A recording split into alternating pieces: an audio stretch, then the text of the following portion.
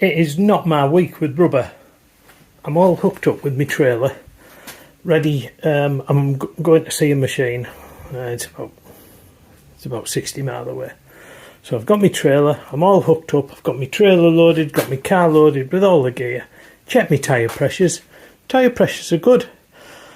And having been bitten by that valve at the weekend, I thought, oh, just check the valves. Look at this. That fucker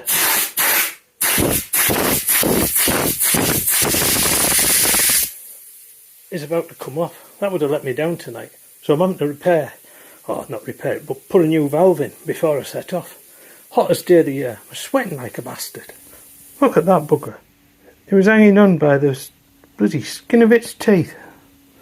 Bloody hell. I was lucky there. Good job I checked. Right, so the old one's, well, it fell out, so that's the new one.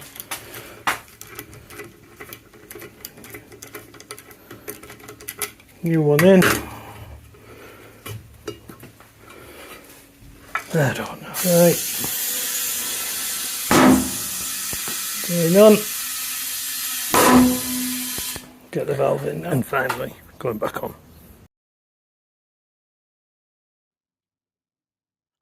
Well, as you can see, I ended up buying this little milling machine. It was a good price and really an improvement on the round and on the column mill that I already have. So yeah, I couldn't resist it. So this is it, loaded up in the trailer, ready for the journey home. Well, I'm all loaded and I've just stopped just to check the straps, just to make sure everything's alright. We've got about 60 mile to get home. So I seem to have created myself a little bit of a problem. Yeah, because I bought this, I didn't mean to buy this. I just saw it and I thought, that's a little rising knee milling machine. And for any of you who've used a round column mill, you'll know the issues with losing positioning with a round column that you don't have with a rising knee. And although I would like a full-size machine, the footprint that they take up, I just don't use a mill enough to warrant that, even though you can get some beautiful quality mills for not very much money.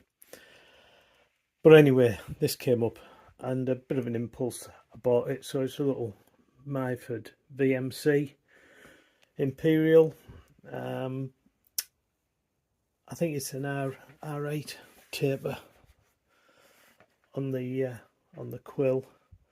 The head rotates vertically and horizontally round.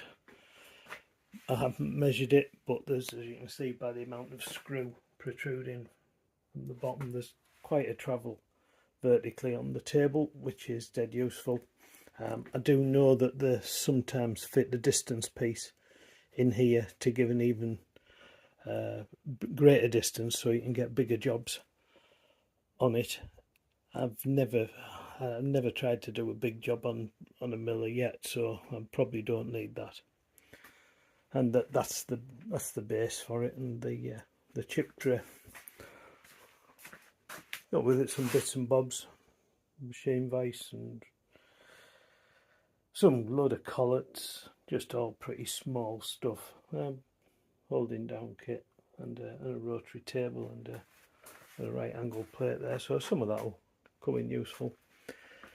So anyway, the problem, I don't know where the hell I'm going to put this, because I don't really want to get rid of the little round column mill that I've got, because I do find that useful on occasions. I've got a floor standing metalwork drill, which is for gas jobs, just drilling holes. That's great for that. I've got a little another little bench mounted drill. That could probably go, but that doesn't solve, that's just on a bench, so that doesn't solve the problem in where I'm going to put this bloody thing. So I'm going to spend the next day or two with that chip tray as a bit of a footprint guide, and start planning out where I'm going to move or put the blooming thing that's not going to hamstring me completely. So yeah, great, because it's not going. I know the space in this garage, obviously it's on a trailer in here, but I put a car in here, so I don't want to eat up any more space in here. Third world problems, or is it first world? First world problems. So I've got this rigged up to me beam, and I've got just enough lift to clear it. It was a bit of a struggle getting off the wood that I had it in the back of the trailer. If I hadn't have, I think I maybe got a shorter block and tackle, but that would have meant taking something else off that I've got hung up with it, etc. So I decided it was a bit easier. So I've just got to go get it over this lip, and then I've got it up the trailer. Then on to the next problem. Right, it's the trailer out, so just lower it onto a trolley, and then a lot of pushy, sweaty. I've got it round into my back garage now. I got my mate just to give me a hand pushing it round, just in case it decided to topple on that trolley, because they're only a solid wheel. Anyway, I could have managed it on my own. Actually, it came round without an issue. So packing in for today. Other stuff to do, but it's going to go in that corner for the time being. So I've just got to get it lifted up onto there, get it bolted together, and get it levelled off a bit. And yeah, that's me all jammed up. So today's job is mount the mill onto its stand. I'm trying first of all just to lift it here and see if I can get the swing round on my engine crane to put it straight onto the stand in position. If I can't, I'll bring the stand round, put it under the mill where it is, fasten them together, and then move them all round as one. But I'm going to give this a bit of a go. Well, I seem to be winning so far. Gone alright really. I thought I might have run out of height on that crane. Thought I might have had to shorten the chain, but so far so good.